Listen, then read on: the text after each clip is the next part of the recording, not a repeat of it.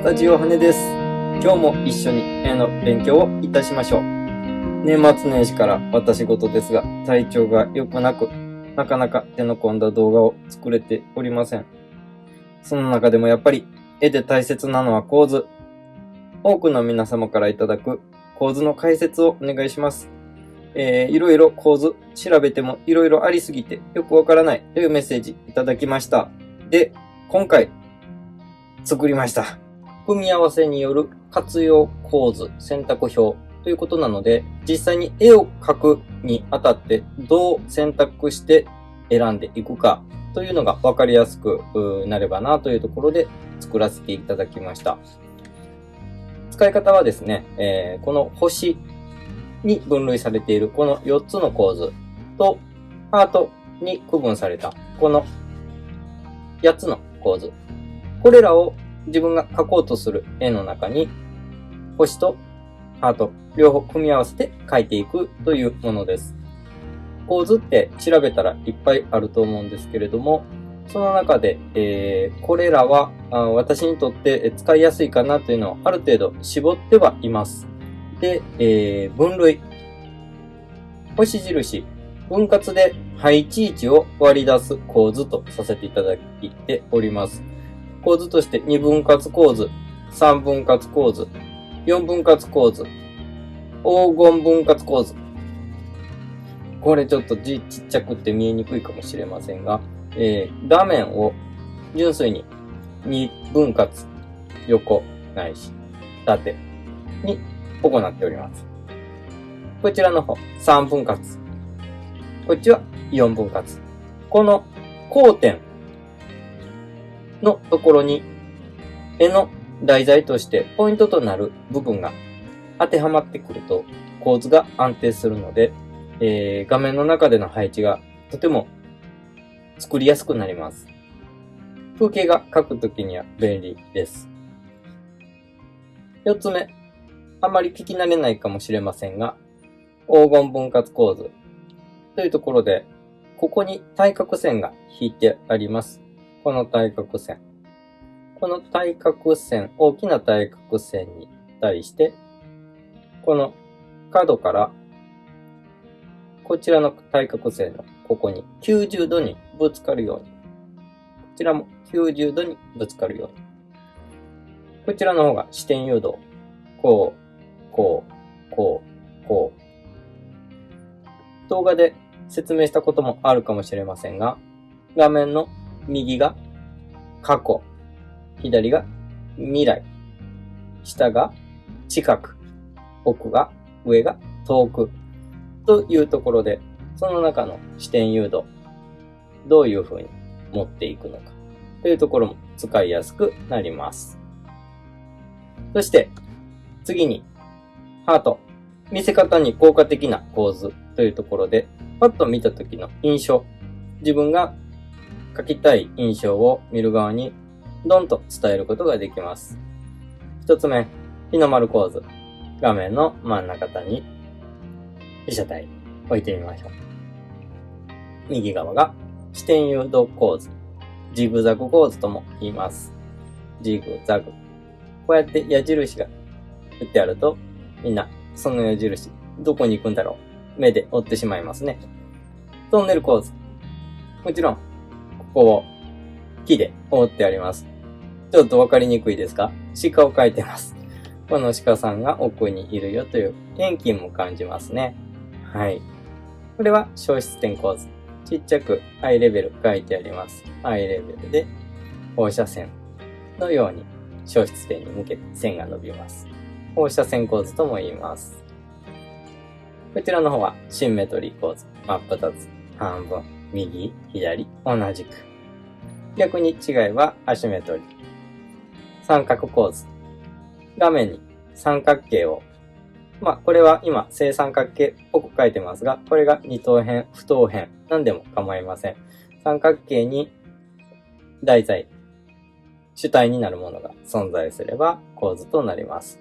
生物画とかでも、この三角構図を使ってモチーフ3つ以上を配置したりします。そしてこちら、黄金比率。黄金比率の構図です。こちらの方は北斎の浮世絵にも使われている長方形の中に正方形作って、ちょっとちっちゃい正方形作って、残ったスペースにまた正方形作って、残った長方形にまた正方形作って、正方形作って、その正方形たちの交わるところをトン、トン、トン、トン、トン、トン、トン、トン、トンと通る。それを螺旋で結んだ構図になります。対角線構図。画面のこちら、もしくはこちら。黄金分割構図に少し似てますね。ただ視点誘導も相まって、こうすることによって今顔はこちらを向いてます。過去の方を向いてます。これでこっちに何か考えているような感じ。逆にこれひっくり返すと未来の方を向いて過去に何か思っているまでいろいろできそうですね。こちらもこちらもどちらも広告デザインとかでもよく使われているようです。はい。そして最後、星とハート。ここに今から組み合わせ。どういう風に変化するのかやっていきたいと思います。用紙。ちょっと手元にある用紙使います。これ、画用紙ではなくて、額の中に入っていた捨てる用の用紙です。後で水彩で描くんですけれど、弾きました。そう。まずは構図の組み合わせ。星の方で3分割を選び、そしてジグザグ構図。視点誘導。こちらの構図。この2つを組み合わせて描いていきたいと思います。まずは画面。同じように。青色で3分割。この交点がポイントになります。この交点にいかに描きたい主体、題材になる建物とかを描いていけたらいいかなと思います。今回、右の端の交点に家を描いていきたいなと思います。一旦ハートの方に描いた絵の方は、まずは視点誘導のみを行ったので、この家の場所はそこまでこだわって用意してないという設定です。それを画面の中のこの分割の交点になる部分にお家をつけると画面がどれだけ安定するか。そして次に下にある左下の交点に、道をですね、そこを通過するように使ってみましょう。実際の風景でこのように綺麗に当てはまるケースとは少ないとは思うんですけれども、少し変形してできるのであれば行う程度で構わないです。今、柵を描いてます。遠くの方に山を描きました。軽く単彩で塗ってみましょう。いや、これが画用紙じゃないので弾いてムラになりました。はい。こんな感じで出来上がりました。道の方は最初に星、ハートで描いたのとだいぶ変形させております。いかがでしょうか。画面の中で、道、お家への視点誘導と、さらにこの草原のあたり、しっかりと広さも出たように私は感じます。引き続き行きましょう。次はこちら4分割構図で、画面の方縦で描いてみます。竹林を描きましょう。そしてハートの方で使いたいのは覗き見構図、トンネル構図ですねの方を使いたいなと思います。竹林の道を抜けて奥に光の当たる場所があるような感じ描けたらなと思います。どんどん塗ってますね。そして弾いてますね。あまり良くない。はい。ですが、なんとか覗き見構図。これはもうちょっとシンメトリーになってしまっているような感じでもありますが、まずはこういった形で画面の4分割した下の方だけに道を用意しました。安定したと思います。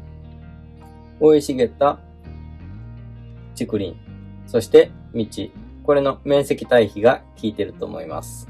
星印の、配置位置を割り出したことによって、印象をしっかりと、作り込むことができたように思います。